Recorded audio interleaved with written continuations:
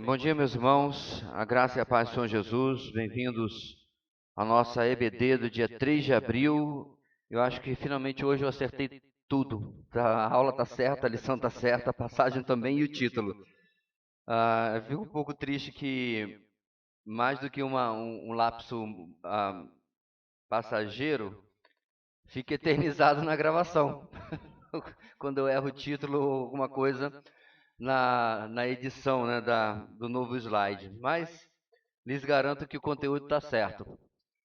A gente conseguiu cometer esses pequenos erros, mas não no conteúdo. E hoje nós vamos para a nossa lição número 11, que é uma lição que volta no texto que nós vimos na lição anterior, porque a lição anterior vai do versículo 1 até o 8 de Mateus 6, e aí pula para mais adiante quando trata do jejum, e deixa esse espaço aonde está, e você já deve ter visto o texto, a oração chamada oração do Pai Nosso.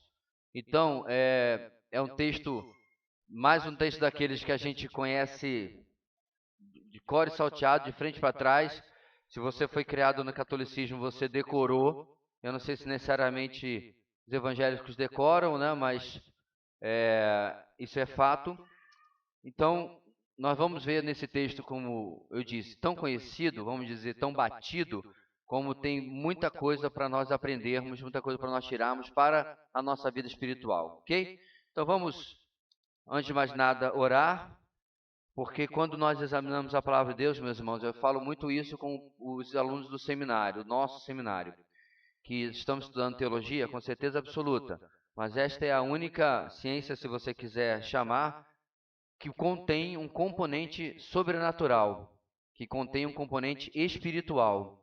Você pode estar examinando as questões mais técnicas, vamos chamar assim, da teologia, mas o Senhor está envolvido naquilo, uma vez que é o estudo da pessoa e da obra dele. Então nós precisamos da ajuda do Espírito para aquilo que vamos aprender da sua palavra nesta manhã, ok? Vamos orar. Deus amado, nós agradecemos por chegarmos aqui, ó Deus, e juntos podermos nos voltar para o estudo da Tua Palavra, pela liberdade que experimentamos, e nós te louvamos, ó Deus, pelo estímulo que é ver a coragem de muitos irmãos que se reúnem em lugares onde há perigo, perseguição, riscos, e ainda assim continuam servindo ao Senhor. Que isso nos sirva de motivação para, num ambiente tão favorável que nós temos, possamos seguir em frente e servir ao Senhor também. Quanto à nossa lição, Senhor, nós pedimos, nós imploramos que o Teu Espírito venha sobre nossas mentes e corações, ajudando-nos a não apenas compreender, mas submeter-nos à Tua Palavra em obediência, a respondermos à Tua Palavra em obediência. Abençoa, Deus, portanto, o nosso tempo nesta manhã. É o que oramos em nome de Jesus. Amém. Muito bem, irmãos, como disse, lição número 11, a oração que Deus atende. Eu já vou começar dizendo que esse título é um tantinho questionável, porque eu não entendo que a oração que Deus atende é necessariamente aquela que vai preencher esses quesitos que nós vamos ver aqui. Eu entendo que Jesus está nos dando quesitos que falam sobre elementos que devem estar na nossa oração. Claro, dentro desses elementos, como nós vamos ver no estudo de hoje, estão atitudes de coração, certo? Disposições de coração, que aí eu creio que está mais relacionado à oração que Deus atende. Porque se você olhar, por exemplo, no Evangelho, a história contada por Jesus entre o fariseu e o publicano orando diante do Senhor, o conteúdo da oração do fariseu foi muito mais bonito, no mínimo foi mais trabalhado. Mas a oração do publicano qual é? Tem misericórdia de mim. Ponto. E o Senhor diz que quem sai daquele encontro justificado, a ideia aí é a quem Deus atendeu, é o publicano. Então, meus irmãos, não quero passar a ideia por esse título de que se não tiver todos esses elementos, a oração Deus não atende. Não é esse o ponto. Eu acredito que nem é o ponto do autor quando deu esse título. Eu só quero já antecipar e colocar e tirar qualquer dúvida quanto a isso, ok? Vamos lá, nossa introdução. A oração conhecida como o Pai Nosso, por causa de suas primeiras palavras, tem sido repetida por 2 milênios ao ser confundida com uma reza, uma oração para ser recitada. E aí eu já quero lembrar que boa parte de nós somos católicos desviados, né? Quando eu uso a palavra católico, irmãos, eu não gosto dessa palavra. Aqui vale até um dos meus famosos parênteses. Você é católico. Sabia disso? Porque a palavra católico significa nada mais do que, alguém sabe? Muito bem, como a igreja sabe. Universal. Pastor, então nós somos da... Não, Deus nos livre, guarde e nos defenda. Não, porque também não tem nada a ver com esse pessoal aí. A ideia, irmãos, de católica é catlogen, por toda a terra. Então, a igreja que está em toda a terra, certo? Inclusive, a ideia de catolicidade é a ideia de quem nós chamamos de irmão.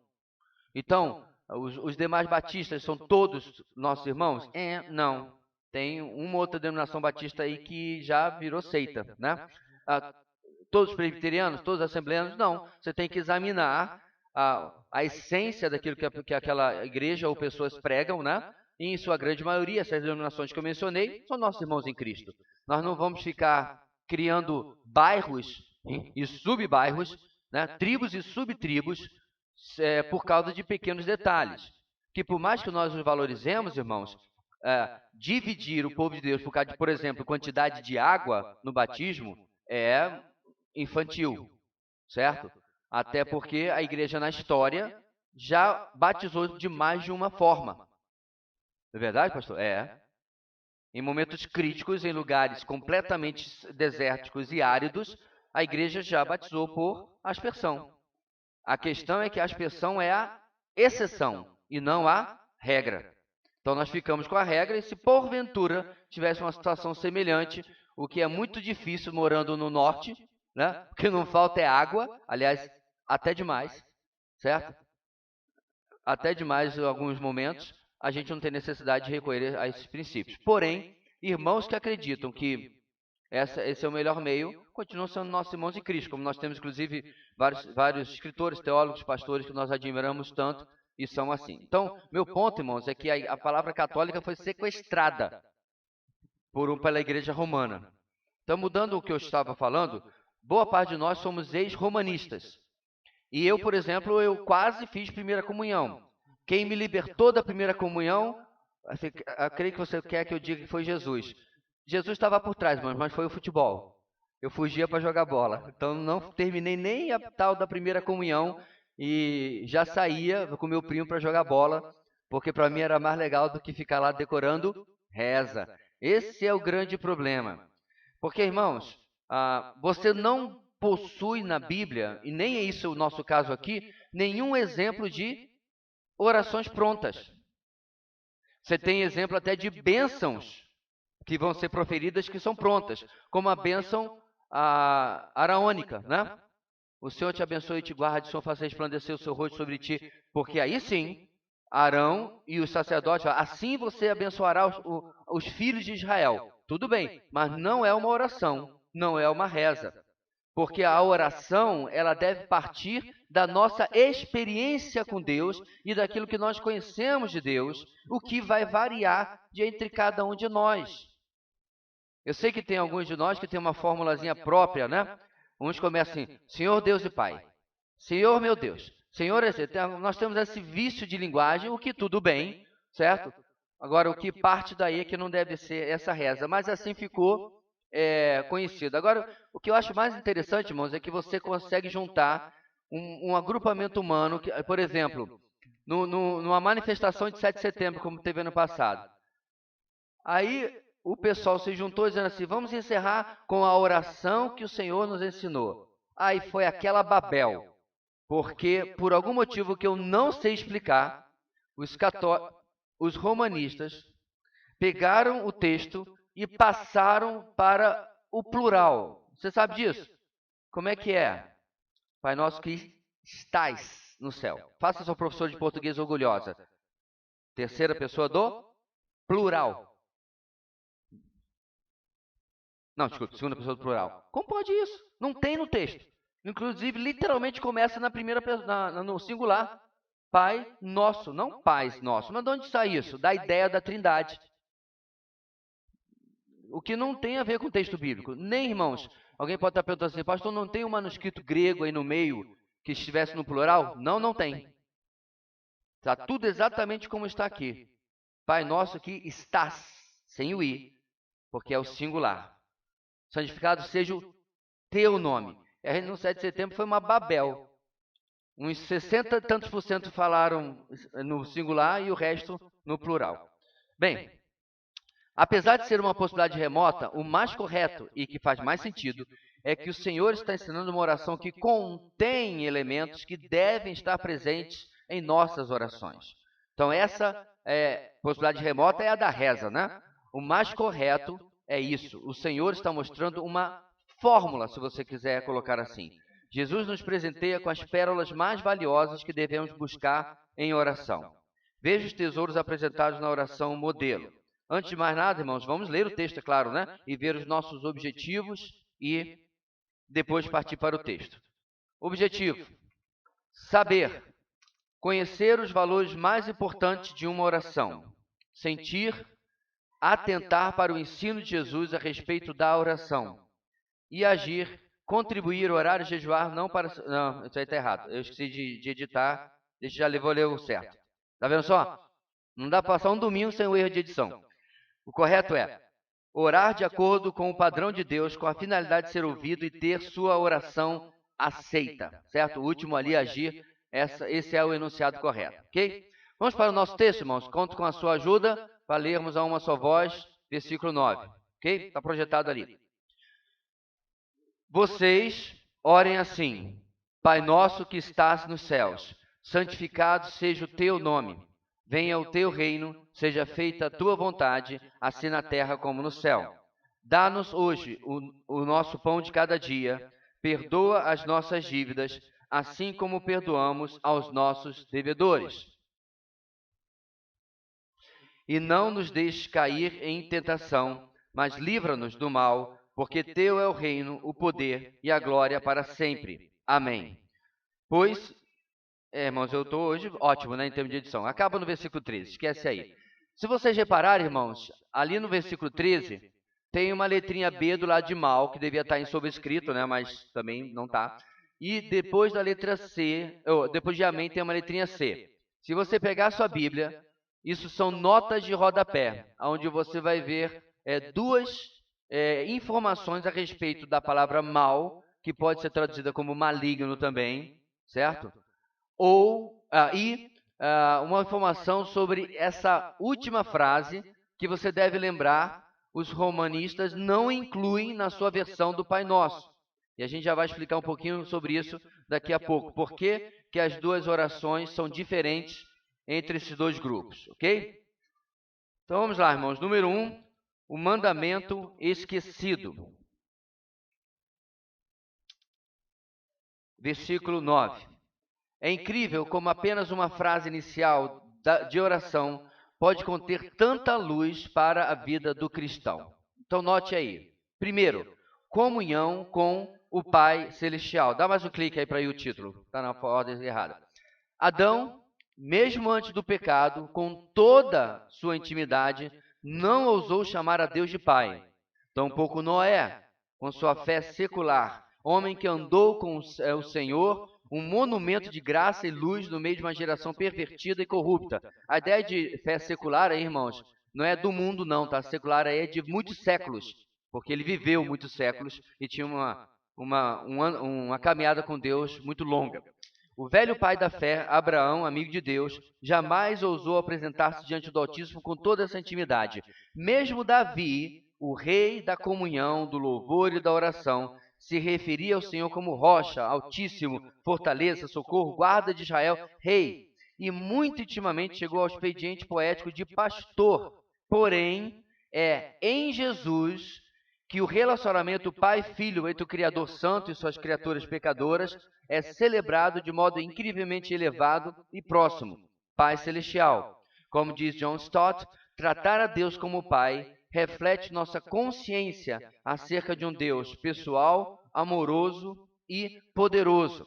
Então, eu acho interessante, irmãos, esse destaque da nossa lição logo no começo, porque realmente Jesus foi criticado várias vezes quando ele dizia que Deus era seu Pai. Porque a ideia do judeu é que Deus é misericordioso, com certeza absoluta, certo? Deus é amoroso, mas lembra qual é a ideia do Deus amoroso que eles têm? É do Deus pactual. É o significado da palavra hesed, que em algumas traduções é traduzido como misericórdia ou até benignidade, mas se você olhar na NVI está traduzido como amor leal, mas para ser mais preciso é amor pactual. Então, a ideia do amor na mentalidade, na espiritualidade judaica está ligado à aliança. Você está debaixo da aliança, você está obedecendo a aliança, então você experimenta o amor de Deus. A ideia de Deus amar toda a criação, particularmente os seres humanos todos, não é algo muito agradável, muito palatável para a mentalidade judaica, pelo menos dessa época. É por isso, meus irmãos, que com o passar do tempo, e é claro, o quanto que o povo de Israel sofreu na mão de nações gentias, eles criam tamanha ojeriza, tamanha separação dos gentios. Então, a ideia do judeu de relacionamento, até de estar dentro da casa de um ou à mesa de um gentio, de jeito nenhum. Isso era impensável. Por isso que quando eles chegam em João capítulo 4 e veem Jesus conversando com a mulher samaritana, a qual não era nem uma coisa nem outra, não era nem judeu totalmente, nem gentil totalmente, eles ficam tão assim, mas como é que ele está conversando com essa mulher? Que, aliás, irmãos, como é que ela está conversando com essa samaritana que ainda é uma mulher? O que piorava ainda mais. Então havia várias questões, na falta de outra palavra, de preconceito da mentalidade judaica que Jesus tinha que combater nos seus discípulos, certo? Eu acredito, irmãos, que aquele dia, na cidade de Sicar, foi muito difícil para eles. Porque não era tipo assim, vocês vão passear no fim de semana, no feriado, vamos, a gente vai dar uma passeada lá na Samaria. Não, não, o judeu não fazia isso. Não, porque tem assim uns lugares tão bonitos para a gente conhecer em Samaria, a gente vai dar um pulinho lá. Não, porque o desgosto deles e a separação para com os samaritanos era muito grande. Lembra da parábola do bom samaritano? Jesus podia colocar qualquer pessoa naquela história. Mas quem é o mocinho da história? Quem são os vilões? Os vilões são aqueles que supostamente deveriam ser os modelos. Um sacerdote e um levita. Eles não socorrem um homem à beira do caminho, mas o samaritano socorre. Jesus faz isso de propósito, irmãos. Para mostrar a vocês, a eles no caso, né? Vocês são tão orgulhosos da sua herança étnica e religiosa. Deixa eu contar uma historinha para vocês. Se vocês lembram da exposição de Atos, a igreja teve dificuldades constantes para aceitar a chegada dos gentios na congregação dos santos. Daí você tem a visão de Pedro do lençol lá em Cesareia. Lembra da exposição? A gente passou pelo livro todo. Deus estava quebrar isso em Pedro para que ele pudesse realizar o trabalho que ele faz no capítulo 10 na casa do romano Cornélio. Tudo isso, meus irmãos, mostra como eles eram formais e apesar de amar o Senhor, né? Tá inclusive na lei, amar o Senhor de todo o seu coração. Essa relação de Abba, de pai, é inaugurada através do relacionamento com Jesus. Agora, isso é legal. Agora, deixa eu ir para um outro lado. De um tempo para cá, meus irmãos, inclusive por causa dessa palavra Abba, começou a ser divulgado no mundo gospel de que Abba significa papaizinho, coisa assim, bem infantil. Bem, né? Bem debilóide, assim. Aí o pessoal fica lá falando Abba, falando... Quanta gente eu já ouvi orar quando eu era mais novo? Papaizinho, papai. Sabe que a gente acha, ou as pessoas acham que Deus está impressionado com essa suposta intimidade fabricada? Em primeiro lugar, irmãos, a palavra Abba não significa isso. Significa apenas pai. Uma criança fala Abba, o adulto fala Abba. Não tem diferença nenhuma.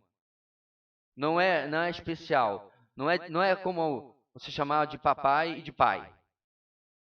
Na minha terra, quando a gente cresce um pouco mais, dificilmente a gente chama de papai.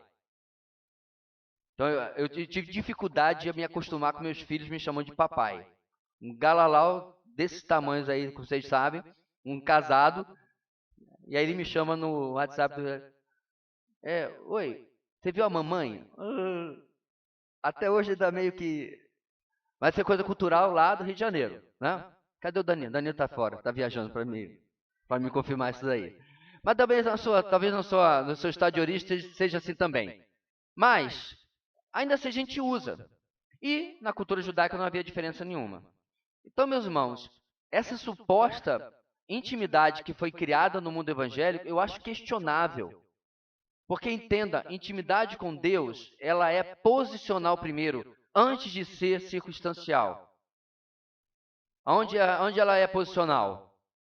Em Cristo, Ele é o nosso Pai. Ele pode ser papai também, não importa nada, não mudou nada na situação. Nós somos aceitos como filhos, como co-herdeiros por causa do Filho, com F maiúsculo. É por causa dos méritos e da obra dele que nós chegamos diante do Senhor como filhos. João capítulo 1. A todos quantos o receberam, deles o direito ou o poder de serem feitos filhos de Deus. Essa nova posição é conquistada posicionalmente por causa dele. Agora, no dia a dia, a nossa relação com o nosso Deus como Pai, ela tem que ser trabalhada. Porque grande parte dela, irmãos, é influenciada, aprende isso aí se você nunca ouviu, com o relacionamento que você tem com seu pai. Faz uma autoanálise rapidinho. Se você tem aquele tipo de relacionamento que você quer sempre agradar um pai que nunca consegue ser satisfeito, você vai transferir isso para o seu relacionamento com Deus. Se você tem um relacionamento com um pai que é talvez abusivo, você corre o risco de transferir isso para o relacionamento com Deus. Se você tem um pai distante, uma vez eu conheci um cara que dizia assim, olha, eu convivi com meu pai durante 42 anos, eu nunca ouvi um eu te amo e eu nunca recebi um abraço. Falei, você pode transferir isso para o relacionamento com seu pai. Como é que a gente cura isso? Faz um encontro com Deus. Não, estou brincando. Não. Vai para o monte. Não, também não. Você vai para a palavra. Aí você descobre o caráter e a personalidade de Deus e o seu relacionamento com ele passa a ser por causa da palavra. E como Deus se revela. E você não transfere mais do relacionamento com uma pessoa pecadora.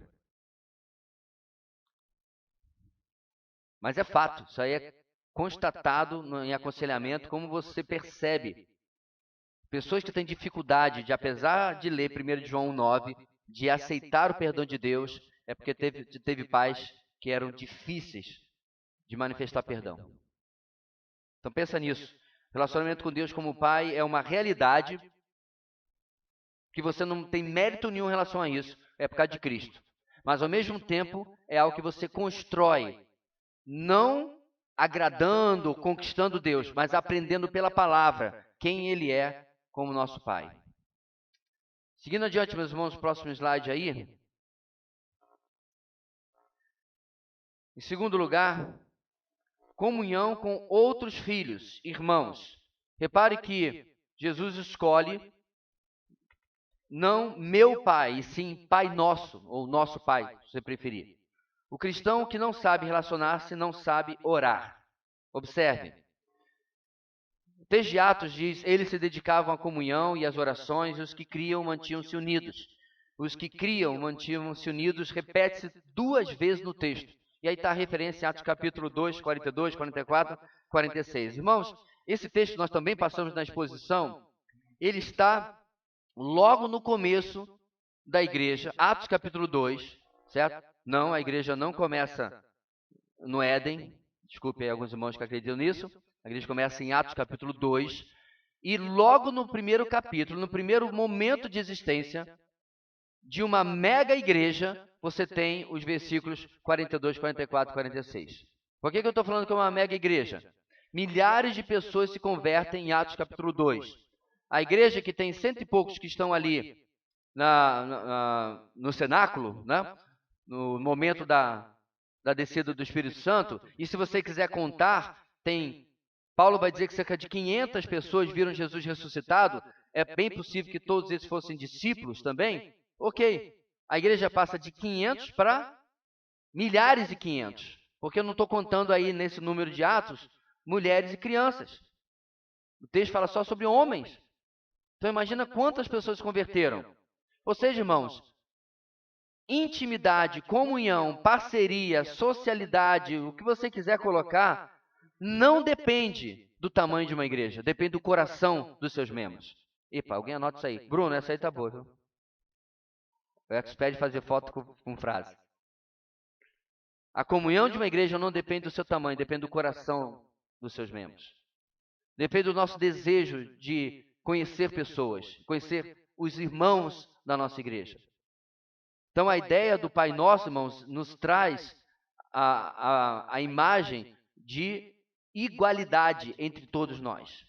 Como eu já falei várias vezes, meus irmãos, mesmo havendo diferenças de funções dentro de uma igreja local, né?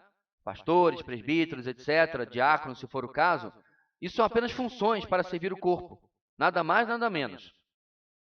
Nós somos todos nivelados na grande massa de crentes salvos pelo sangue de Jesus, e no andar de cima está só o Cordeiro de Deus. A ideia de maior unção, maior santidade, ou maior qualquer coisa que for no corpo de Cristo não é bíblica. Certo? Somos todos corpo e o cabeça é o cabeça. Ele é a parte. Porque o ponto aqui, meus irmãos, é que quando a gente tem qualquer resistência a relacionamentos dentro do corpo de Cristo, isso precisa ser examinado no nosso coração. Porque eu quero deixar claro, irmãos, que eu não estou falando que você tem que ser BFF de todo mundo, né? Best friends forever. Não. Tem que ser amiguinho de todo mundo. Não. Nem Jesus era assim. Jesus tinha um núcleo mais íntimo com Pedro, Tiago e João. No barquinho, como diz a música. Certamente isso, da parte de Jesus, não fazia ele negligenciar os outros 9. Mas ele tinha um núcleo mais íntimo. A forma como ele trata depois até o próprio apóstolo Paulo, irmãos, em termos de missão, revelação, etc., o distingue totalmente de um Bartolomeu, por exemplo. Então, o ponto não é esse. O ponto é quando nós não estamos abertos. Igreja não é lugar de panelinha. O que também não significa que você não pode ter grupos de amigos. Por exemplo, nossa, vocês saíram, nem convidaram a gente. Aí quando você vai verificar quem saiu e não convidou a gente, foram 4 casaizinhos recém-casados da igreja que saíram para tomar um sorvete, comer um sushi, sei lá. E você é solteiro. Então não é panelinha isso, irmão. São pessoas que têm alguma coisa em comum, né? Criaram uma amizade e saíram para comer um peixe fedido. Beleza. Isso não é panelinha. Porque, inclusive, muitas vezes, irmãos, nas igrejas, as coisas que a gente acha ou fala que acontece, quando a gente vai verificar, não é bem assim. Eu me lembro lá até no seminário, alguém mencionou que o professor conversava mais comigo. Certo? Nossa, você está direto trocando uma ideia com o professor, né? Já é o queridinho do professor? Eu falei, não. É porque ele descobriu que na nossa turma, tirando uma outra jovem que também falava, eu era o único que falava inglês. Aquele era, se não me engano, o 2º ano dele no país. Ele estava querendo saber se ele estava sendo compreendido bem. Aliás, falava português melhor do que muito brasileiro, diga-se de passagem, até hoje. Se ele estava sendo compreendido bem ou se ele estava cometendo erros de, e isso é comum, eu faço direto, de falar inglês em formato português. Falar uma língua em formato de outra, na construção da ordem das palavras ou uso das palavras. Eu falei, não, teve uma coisinha ou outra, mas não atrapalhou a compreensão, era só isso. Então, as pessoas estavam vendo uma preferência que não existia.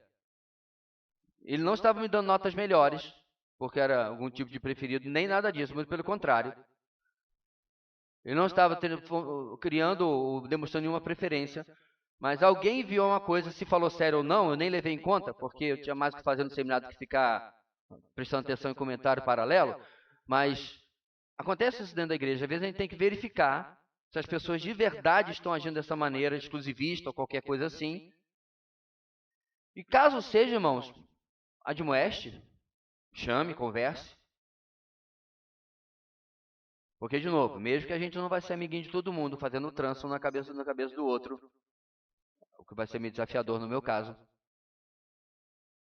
não significa que você não pode ser mais amigo de uns e menos de outros. Agora, outra coisa importante, irmãos, é que nós já tivemos experiência de pessoas que falaram assim, não, eu cheguei na igreja e eu não consegui fazer amizade. A criatura chega, está no meio da oração final, ele já está ligando o carro.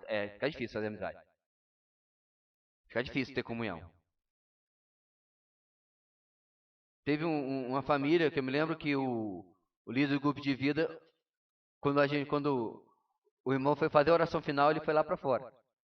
O líder do grupo de vida. Porque há um mês que ele tentava convidar a família para ir no grupo. Mas era assim mesmo. O carro já estava virando esquina.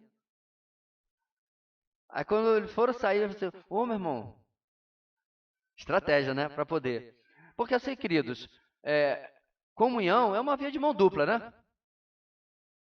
Eu não posso ficar sempre querendo, para usar o nosso texto, venha a nós o teu reino e não ter o seja feita a tua vontade.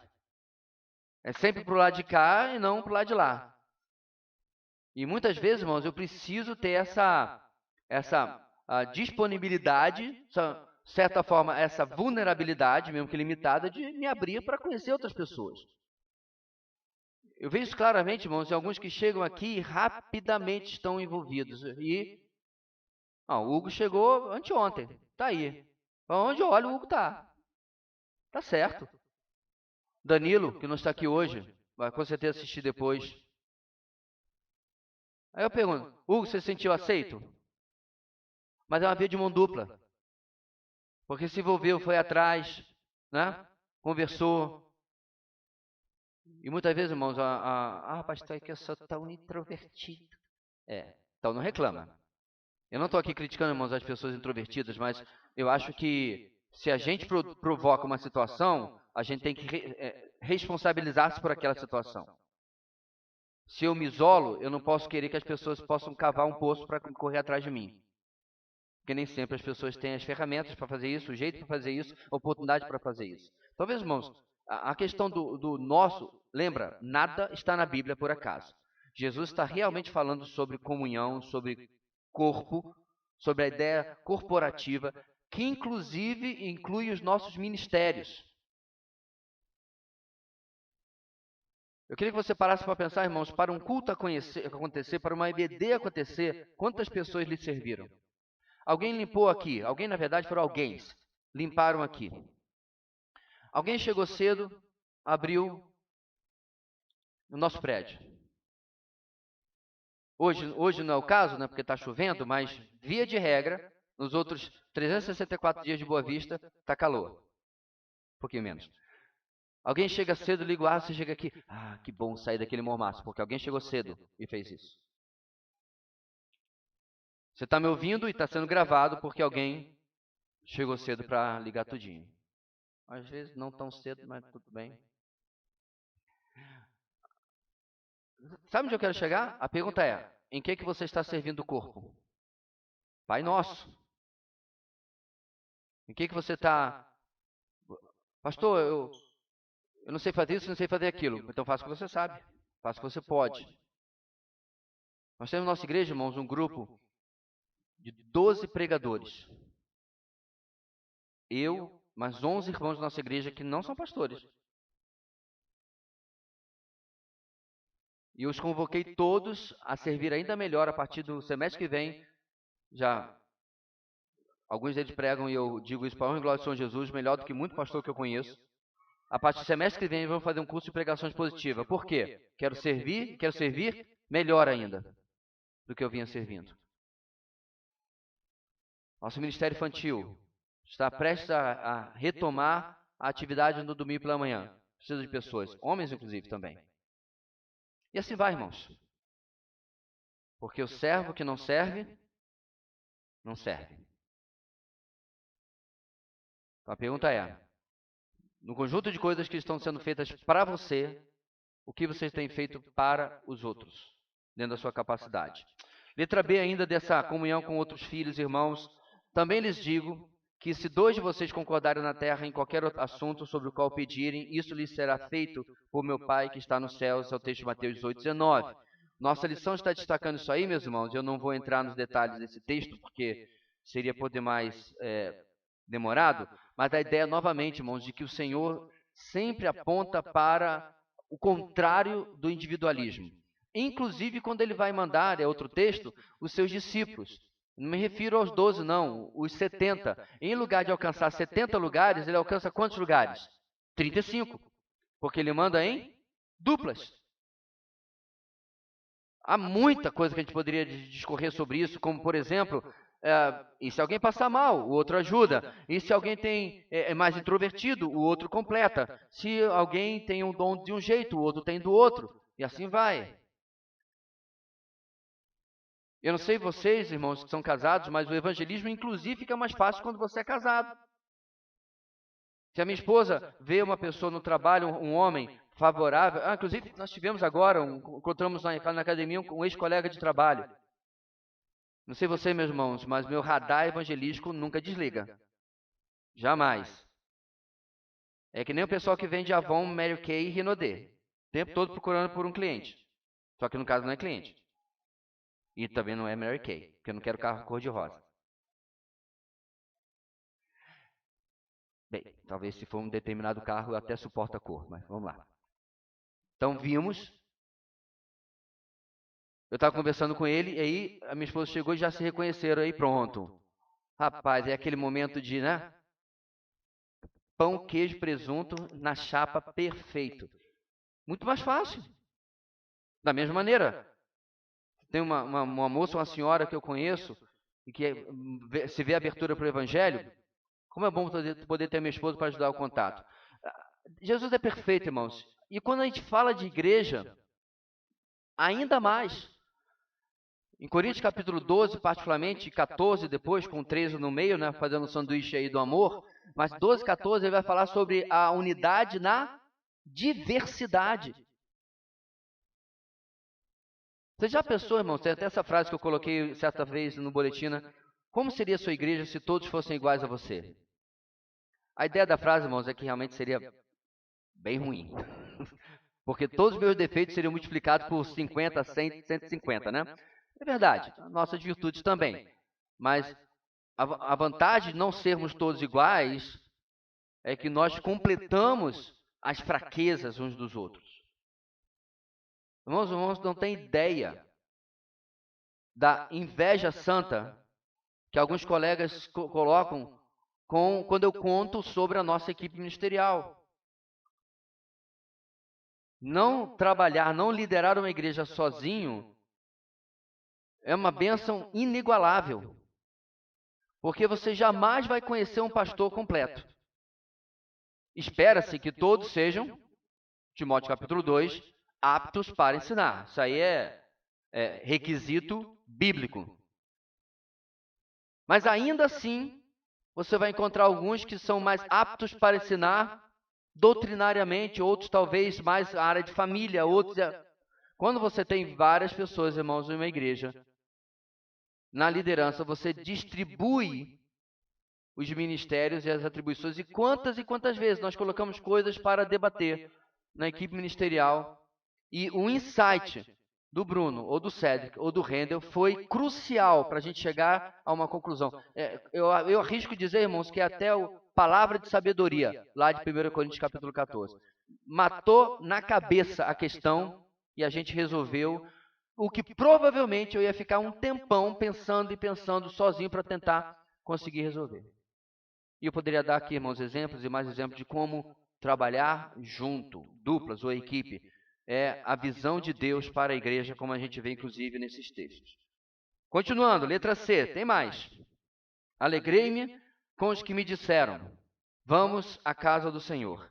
Em favor de meus irmãos e amigos direi, paz seja com você. Salmo, tão conhecido, 122, versículo 1 e versículo 8. Então, irmãos, que maravilha é uma vida de comunhão com o Pai e seus filhos. Ela diminui a distância entre o Pai, que está nos céus, e os filhos que estão aqui na terra.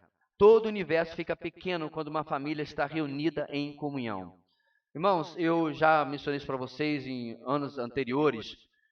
Eu acho algo extremamente impressionante quando você conhece irmãos em Cristo que você nunca viu e em questão de pouquíssimo tempo você já experimenta comunhão. Em 2004, os mais antigos, bem, naquela época a maioria não vai lembrar mesmo, eu ganhei uma bolsa para estudar em Singapura. E lá fui eu, 30 dias mais ou menos, com pessoas da África, da Ásia, até da América do Sul. Tinha 6 ou 7 brasileiros apenas. E todo esse grupo, que era enorme, tinha um colega nosso de seminário e cruzei o mundo para encontrar o pastor Eros Pasquini, que foi o nosso intérprete na conferência com o Alan Schlemon, né? E provavelmente vai estar conosco novamente traduzindo. O pastor Eros Pasquini era um dos professores. A gente ficou hiper surpreso de ver um ao outro ali, literalmente do outro lado do mundo. Bem, meu ponto, irmãos, é que eu cheguei lá, né, chegamos, e é claro, já nos aeroportos a gente começou a encontrar os brasileiros, né? Primeiro Guarulhos, depois outros vieram de outros lugares, encontramos quando chegamos na África do Sul para pegar a última parte. E aí a gente já começou, de onde você é? Tinha um rapaz, um senhor de Cabo Frio, outro de São Paulo, tinha um pessoal de Belo Horizonte, e assim a gente foi. Ali nós tínhamos em comum que a gente é brasileiro. Mas o que eu vi de fato, irmãos, uma coisa de Deus, sobrenatural mesmo, foi quando eu cheguei lá e eu comecei, de onde é? Paquistão, que é o meu amigo até hoje. Índia, daqui, daculá, Butão, tinha o irmão do Butão, no Nepal. E ouvir as experiências, ouvir irmãos em questão de dias, nós já tínhamos amizade, nós já conversávamos. Eu estava no quarto com um boliviano, eles acharam por bem botar os sul-americanos juntos, não sei bem porquê, mas também foi uma grande amizade. Bem, eu desafio alguém em experimentar a mesma coisa se você for para uma convenção da sua profissão, por exemplo. Convenção em São Paulo de advogados. Ou uma convenção de médicos bucomaxilos. Eu desafio você a encontrar e experimentar a mesma comunhão. Só existe, irmãos, no corpo de Cristo. É algo incrível, algo maravilhoso, é algo que mostra realmente como o Senhor está no meio da sua igreja. E eu me refiro à igreja universal, a igreja toda, o corpo de Cristo, não necessariamente apenas uma igreja local.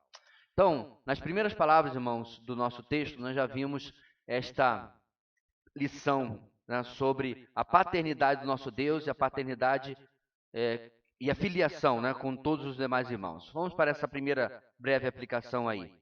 Poderíamos gastar as demais folhas desta revista anotando textos bíblicos que vinculam a oração à capacidade de vivermos em comunhão com os nossos irmãos. Poderíamos, mas não vamos, né? Experimente fazer uma lista de 10 textos que estabeleçam essa relação direta e procure 3 irmãos para orar durante esta semana, ou seja, pratique o Pai Nosso. Eu quero terminar, irmãos, fazendo a minha propaganda aqui sobre a nossa oração de sexta-feira. Por que eu falo tanto, irmãos, dessa reunião de sexta-feira? Por que a gente não pode fazer uma lista de pedidos e mandar pelo WhatsApp para toda a membresia e economizar R$7 o litro de gasolina? Por que tem que vir aqui para orar? É o local? De jeito nenhum. De maneira alguma. Se você quiser que eu comprove isso, semana que vem a gente ora na praça, não tem problema. Nós já oramos, inclusive, na rua. Irmãos, lembram disso? Estava em reforma aqui. Estava uma poeira que não tinha condição da gente sentar aqui nem para uma cadeira limpa para orar, porque a poeira estava no ar, né? Nós reunimos bem aqui na calçada. Não sei quantos estavam nessa reunião. Ocupamos a calçada quase aqui da ponta do nosso prédio até lá a esquina, com cadeiras e tentando orar bem alto, né, por causa do barulho da rua. Então não é o local. É a reunião dos santos.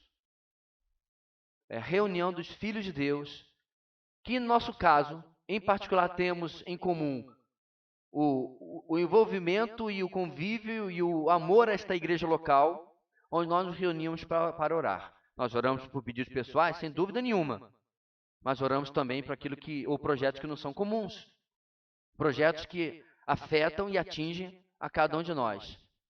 Então, meu irmão, eu sei que a sua semana foi longa.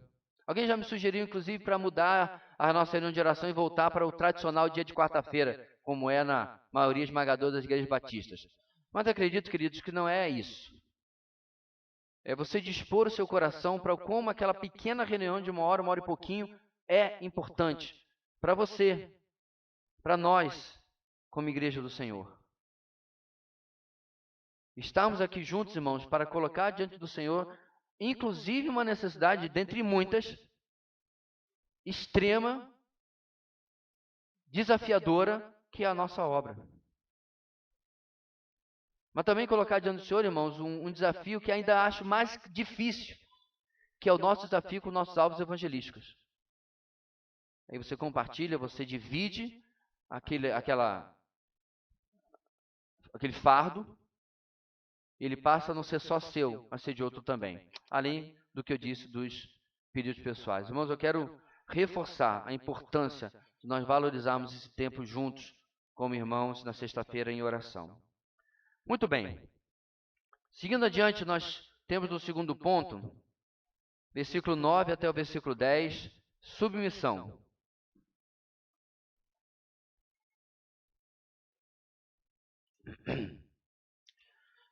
A existência humana só tem sentido quando se posiciona sob Deus.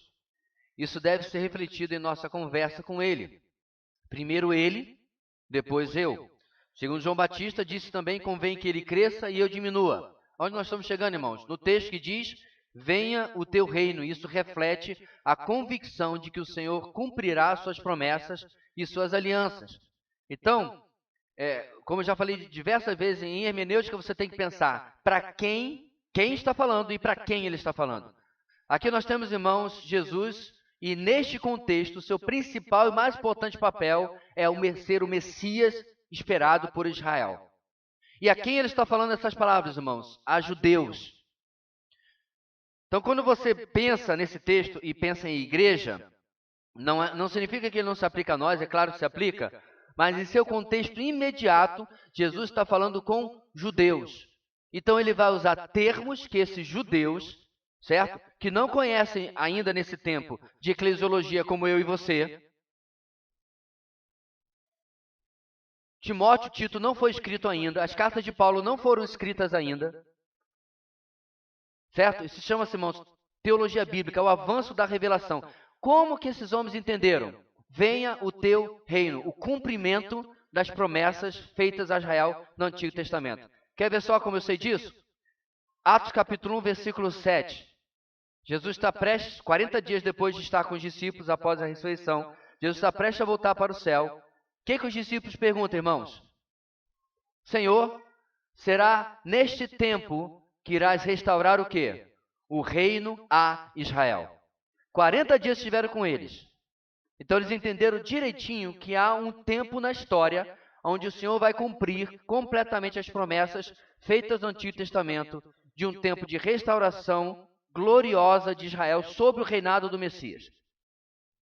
Não, isso não se aplica à igreja, não se transfere promessa de Israel para a igreja. Isso é péssima hermenêutica, com todo respeito aos irmãos que pensam assim. Então, quando Jesus fala, venha o teu reino, eles entenderam. E reino, meus irmãos, é a ideia não apenas de governo, mas de completo governo, quando você se refere a Deus.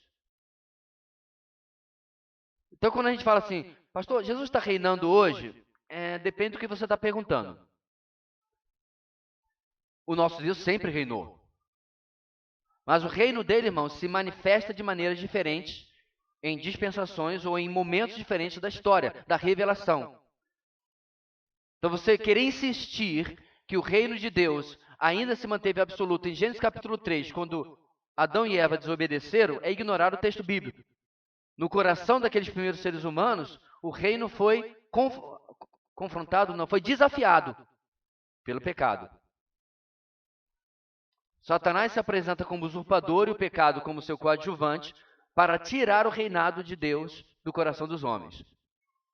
O Messias vem restaurar o reinado de Deus no coração dos homens, mas ele sempre reinou sobre o universo.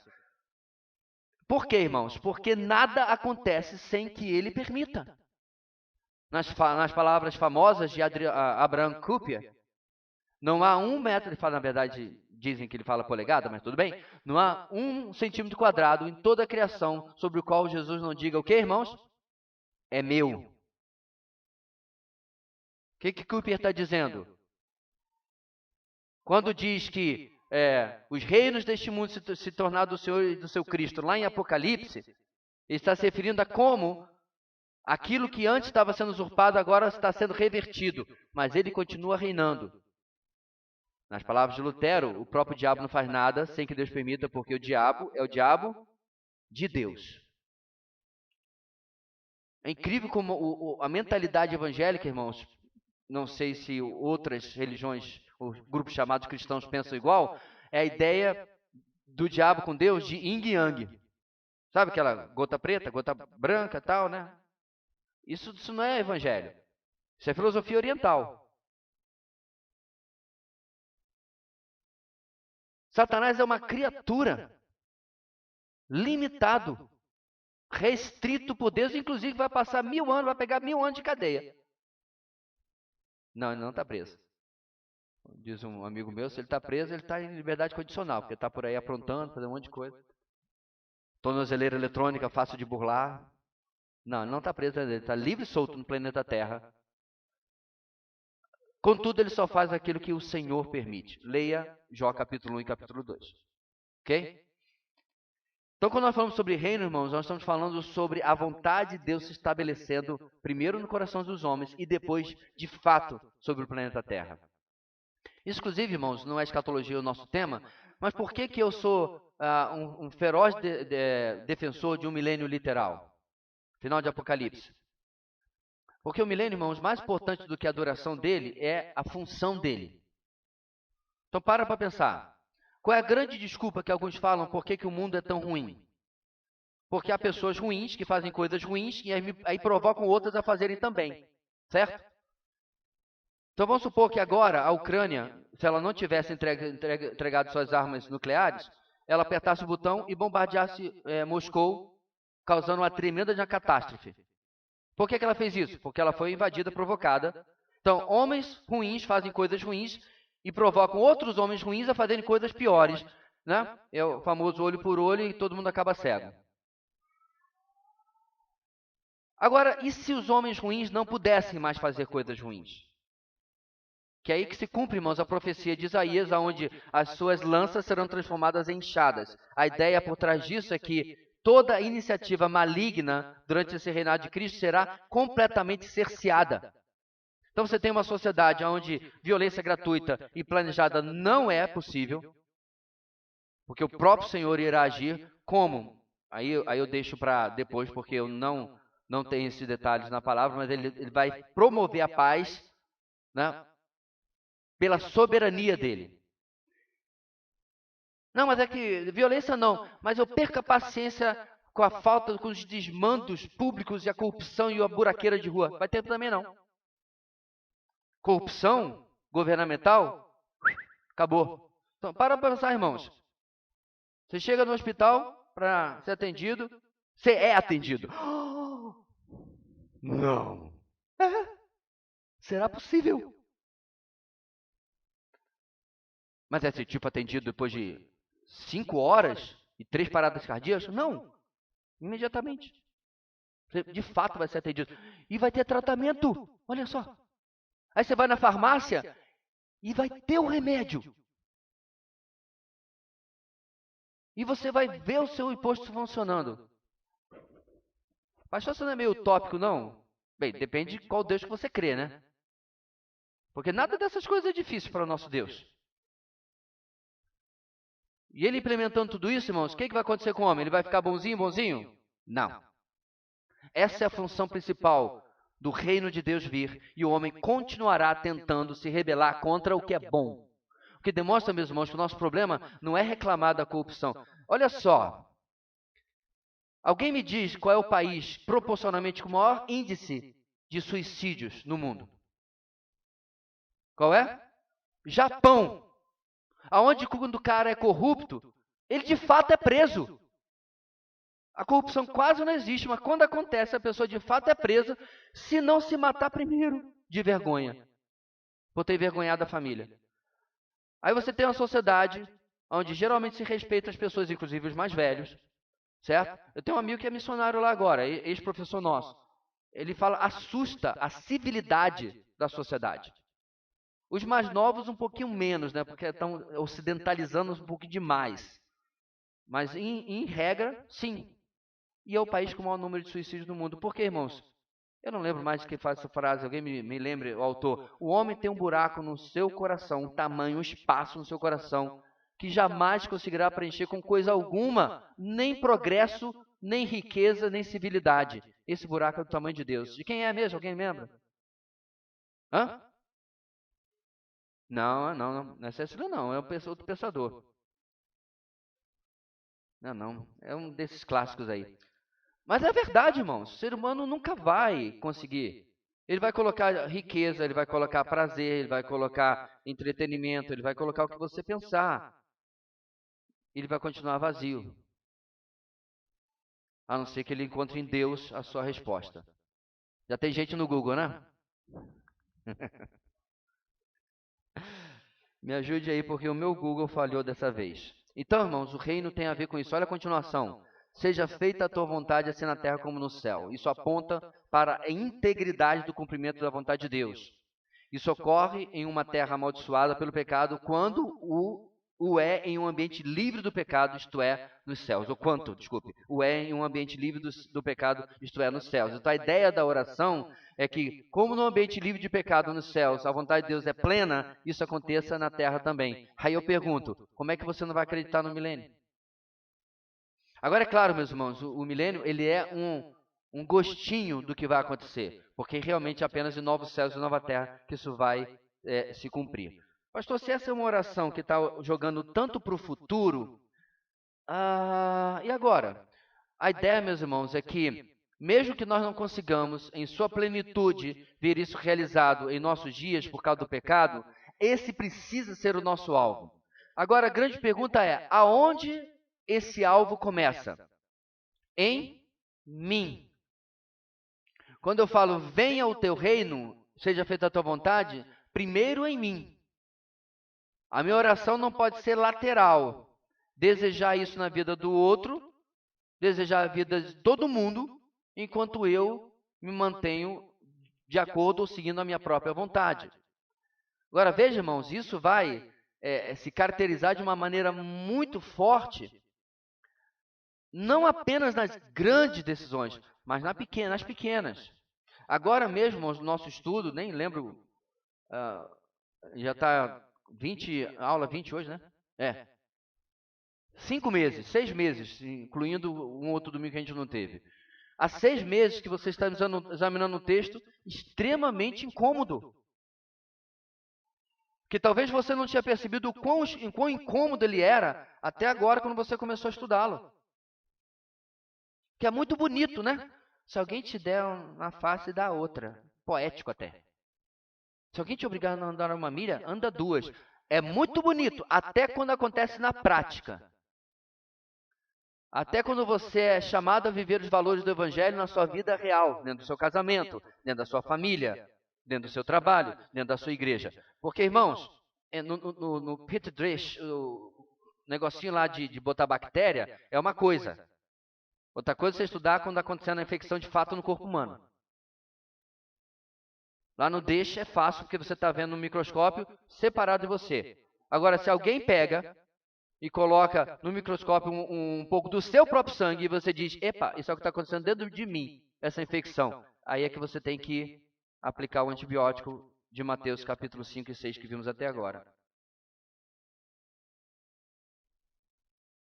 Eu fiquei um pouco assustado, irmãos, com algumas reações, não dos seres humanos, mas particularmente de irmãos em Cristo, sobre o ocorrido no último Oscar, que eu tenho que mencionar, porque senão alguém vai assistir esse vídeo daqui a 10 anos e vai nem lembrar mais disso, né? Um ator famoso deu uma bolacha no outro, também famoso, um pouquinho menos, porque ele fez uma piada, sabendo ou não sabendo, de péssimo gosto, sobre a calvície por doença da sua esposa. Todo mundo sabe o que eu estou falando. Então, os fatos são esses, e vai durar durante muito tempo, continua até agora. Eles que se entendam, o problema é deles. O que eu fiquei impressionado, irmãos, foi a atitude de algumas pessoas nas redes sociais. Teve uma pessoa lá, uma mulher que falou assim, mais ou menos ela disse que ela queria um homem como o ator lá. Eu falei, deixa eu entender. Você quer um homem que durma com outras mulheres e deixe você dormir com outros homens, que é o que esse casamento tem, mas que seja intempestuoso, precipitado e dê bolacha em qualquer pessoa que lhe ofenda. Não. Você escreveu isso, então responsabilize-se pelo que você escreveu. Ou apague, né? Apaga que dá tempo de passar menos vergonha. Esse foi um caso. Alguns chamaram de homem de verdade, outros chamaram de esse é um homem que vale a pena a gente conhecer. Esse é um homem que honra as calças. E assim vai. Então a pergunta, meus irmãos, não é se você vai defender os homens aqui, se você vai defender ou não a sua esposa, ou sua irmã, ou a sua amiga, não. É como você vai fazer isso. Se é para defender, porque não uma perna manca, em vez de um tapa, dá logo aí um traumatismo craniano, resolve mais rápido do que um simples tapa. Ou se você quiser chegar mais devagar, em vez de tapa, dá um soco, em vez de um soco, dá um pescotapa, isso ainda é pior, irmãos, pega bem aqui. E aí você eventualmente vai chegar no pedaço de pau. Ou pior. A ideia, meus irmãos, por que eu não saio do assunto. A ideia é que quando a gente examina textos como o Sermão do Monte, situações práticas da vida como essa, ou quando você chega em um balcão de repartição pública e o funcionário lhe trata com desrespeito, lhe trata de forma aviltosa, lhe trata sem interesse, como você vai responder a isso? Eu lhe aconselho você parar o tempo, o espaço, congelar tudo, vai no estacionamento, dá uma lida rapidinha no capítulo 5 e 6 de Mateus, e aí você volta para resolver o que você vai fazer, caso a sua mente esteja um pouco esquecida. Porque é aí que a coisa vai realmente funcionar. Caso contrário, irmãos, nós estamos perdendo tempo nas manhãs de domingo. O Evangelho precisa fazer diferença na nossa vida prática. Inclusive o argumento que alguns deram, pelo menos duas pessoas eu vi, foi usar o texto de olho por olho, dente por dente. O que nós aprendemos alguns meses atrás? Que é uma péssima interpretação, porque Jesus primeiro diz, olha o que foi dito, eu porém lhes digo. Não lê o resto do texto, só fica com a parte que cita o Antigo Testamento. Inclusive essa parte a gente aprendeu que não era simplesmente uma regra da rua, do dia a dia de todo mundo, era uma regra judicial. O juiz tinha que decidir se o cabra que matou seu jumento ia ter também que pagar um jumento de volta, olho por olho, dente por dente. Não era assim. Não era tipo, alguém, né, tá andando, pisou no seu dedão, e volta aqui, põe o dedão para fora, porque olho por... Não é isso não, irmãos. Não tem nada a ver com o texto bíblico isso daí. Mas é o que a pessoa pensa e postou na sua sabedoria bíblica lá, crente, a propósito, viu? Quando nós falamos sobre reino, irmãos, é muito complicado. Deixa eu dizer uma coisa para vocês. Nem que seja na Venezuela, porque é o país mais próximo aqui, quando você foi lá, você não fica um pouco aflito se você está cumprindo as leis ou não? Eu desobedeci uma lei lá, Porque aparentemente, aqui a lei é coercitiva, ela é proibitiva. Então, se eu não posso virar à esquerda, vai ter uma placa com uma curvinha cortada, correto? Lá tem que ter a placa autorizando virar à esquerda. E eu não sabia, porque eu não tirei carteira na Venezuela. E aí o guarda me parou e foi toda uma história que não vem aqui ao caso. Dessa última vez, irmãos, que nós viajamos, o meu pior pesadelo era ficar prestando atenção em tudo. Tudo. Qualquer placa. Eu pegava o Google para traduzir. Não estacione, tarará, tarará, assim. Porque eu tinha pavor de não cumprir as regras. Não porque eu sou tão bonzinho, não, irmãos. Porque custa dinheiro. Chama-se multa. Eu tinha pavor de ser multado em moeda estrangeira para piorar a situação. Hã? Já é ruim, né? Pior que era. A multa era um absurdo. Né? Uma coisa assim. A multa lá sempre foi pesada assim. Não, você não dirigia na época, né? Então nem sabe, né? Rapaz, mas era dinheiro, mesmo sendo em bolívares. Mas enfim. O ponto aqui, meus irmãos, é que você está em um reino.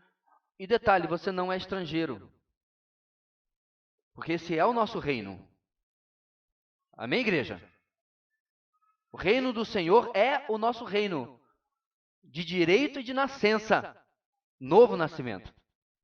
Só que agora eu não quero viver pelas regras do reino. E o pior, eu quero viver pelas regras do meu reino antigo. Para pensar. Estou eu lá parado na Venezuela, em Puerto La Cruz. Lá com o guarda, querendo lá um presentinho, né? A famosa cervejinha. Aí eu digo para ele assim, a sua multa não vale para mim. Porque lá no Brasil, ia adiantar? Eu posso dirigir lá com as regras do Brasil? Não. E eu falei assim, não, eu estou errado. E disse para ele, só que não há regalo. Esqueça. Você vai atrapalhar a nossa viagem, você vai diminuir nossas férias, porque não tinha como passar de volta, né, sem pagar a multa. É incrível, né? O negócio de chegar na fronteira, a multa já estava lá esperando. Você vai diminuir minhas férias, mas me dê a multa. Ele enrolou, porque queria que um presentinho, um regalo. Aí eu falei para ele, olha, eu estou aqui com minha família, eu sou cristiano, eu sou pastor. Você lembra da história, irmãos? O que ele respondeu? Você é cristiano? Eu também. Eu falei, o que está errado nessa cena? Pior eram os lojistas que eram no cristiano, dizendo para ele que ele, rapaz, deixa o senhor ir embora, você tá com a família, está prestigiando aqui o nosso país e tal, na época que ainda a gente ia para lá, né? Então, irmãos, não dá. Se nós estamos no reino, nós seguimos as leis do reino. E elas não são fáceis, porque a nossa carne não gosta. Nós homens sabemos, irmãos, como é difícil levar desaforo para casa. Amém, macharada? Difícil. Essa desgraciada dessa substância que a gente tem no corpo, difícil. Mas Provérbios diz que uma das melhores coisas que tem é aquele que domina a si mesmo. É melhor do que aquele que conquista uma cidade. Testosterona ou não testosterona. Tem suas vantagens também ela, é claro, né? Mas ainda assim, quando a temperatura sobe, quando você sente que o negócio já está quase aqui, tem que pedir graça. Senão você vai sair por aí esbofeteando todo mundo. Eu fico pensando, irmãos, só para a gente meditar, de uma outra pessoa que tinha testosterona também e que tinha literalmente o poder de pulverizar qualquer ser humano e não fazia. Até quando os seus alunos diziam, Senhor, o Senhor quer que a gente ore e fogo do céu consuma esse pessoal. Lembra desse texto? Aí Jesus responde com a tranquilidade. Jesus é a prova, meus irmãos, que nossas desculpas hormonais são furadas. São desculpas mesmo. São um pouco de desculpa de Gabriela, né? Eu nasci assim, eu sou sempre assim, eu fiz sempre, sei lá, qualquer música, e aí eu não posso fazer diferente, porque esse é o meu temperamento. E assim nós mostramos, irmãos, que um temperamento transformado pelo Espírito é necessário para que a gente possa viver as regras e aquilo que o Senhor nos mostra no seu reino. Acho que a gente vai ficar por aqui. Ok, irmãos? Semana que vem a gente continua dentro de submissão. E continuando o texto do capítulo 6, 9, 10, e aí vamos até o final. Amém? Muito bem. Vamos orar, queridos, colocando tudo que ouvimos diante do Senhor, pedindo a sua bênção, para que Ele possa nos ajudar nessa caminhada, onde temos aprendido da sua palavra e aplicando nas nossas vidas. Oremos. Senhor nosso Deus, realmente quando nós olhamos para a tua palavra, não como uma lista de regras, mas como a descrição de um estilo de vida do reino, uma descrição de um estilo de vida de quem tem o Senhor como Pai, ou seja, deve ter o mesmo DNA espiritual, uma descrição de tudo aquilo que o Senhor deseja de nós. Nós só podemos orar por graça, nós só podemos orar por misericórdia, porque nós verdadeiramente não conseguimos sozinhos, não conseguimos por nós mesmos, e se tentarmos, nós vamos falhar. Ajuda-nos, ó Deus, tem misericórdia de nós, pecadores, para que possamos, Senhor, viver um padrão que honre o nome que levamos. Se somos cristianos, pequenos cristos, que nós possamos refletir isso no nosso dia a dia, no ambiente de trabalho, no lar, onde estivermos. Ajuda-nos, dá-nos uma tarde de descanso e à noite possamos cultuar o Senhor aqui em nossa congregação com todo o nosso coração. É o que oramos em nome de Jesus. Amém.